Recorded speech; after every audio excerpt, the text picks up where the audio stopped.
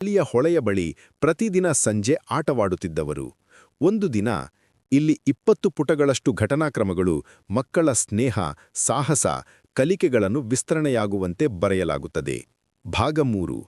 ರಹಸ್ಯದ ಆರಂಭ. ಒಂದು ಸಂಜೆ ಮಕ್ಕಳು ಹೊಳೆಯ ಬಳಿ ಆಟವಾಡುತ್ತಿದ್ದಾಗ ನೀರಿನ ಅಡಿಯಲ್ಲಿ ವಿಚಿತ್ರ ಬೆಳಕು ಕಾಣಿಸಿತು. ಅದು ಏನೋ ಒಂದು ಕಲ್ಲು ಎಂದು ಭಾವಿಸಿದರು. ಆದರೆ ಅದು ಹೊಳೆಯ ಪುರಾತನ ರಹಸ್ಯಕ್ಕೆ ಕೀಲಿ. ಇಲ್ಲಿ 30 ಪುಟಗಳಷ್ಟು ರೋಚಕ ಕಥನ, ಮಕ್ಕಳು ಕಂಡುಹಿಡಿಯುವ ಸುಳಿವುಗಳು, ಅಪಾಯಗಳು, ಸಾಹಸಗಳು, ಉದ್ದವಾದ ಥ್ರಿಲ್ಲರ್ನಂತೆ ಬರೆಯಲಾಗುತ್ತದೆ.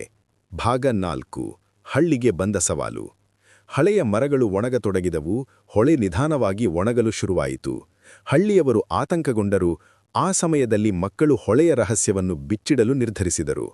ಇಲ್ಲಿ 40 ಪುಟಗಳಷ್ಟು ಹಳ್ಳಿಯ ಸಮಸ್ಯೆಗಳು, ಮಕ್ಕಳು ನಾಯಕತ್ವ ತೋರಿಸುವುದು, ಮೌಲ್ಯಗಳ ಅಧ್ಯಯನ, ಸಹಕಾರ, ಧೈರ್ಯ, ನಿಷ್ಠೆ, ಉದ್ದವಾದ ವಿಶ್ಲೇಷಣೆ ಇತ್ತುಕೊಂಡು ಬರೆಯಲಾಗುತ್ತದೆ. ಭಾಗ 5. ರಹಸ್ಯ ಗುಹೆಯ ಹುಡುಕಾಟ. ಮಕ್ಕಳು ಬೆಟ್ಟದ ಅಡಿವರೆಗೆ ಹೋಗಿ ಗುಹೆಯೊಂದನ್ನು ಕಂಡರು. ಒಳಗೆ ಹೊಳೆಯ ಮೂಲದ ಬಗ್ಗೆ ಶಿಲಾಶಾಸನಗಳು ಕಂಡವು. ಇದು ಅತ್ಯಂತ ಉದ್ದವಾದ ಭಾಗ.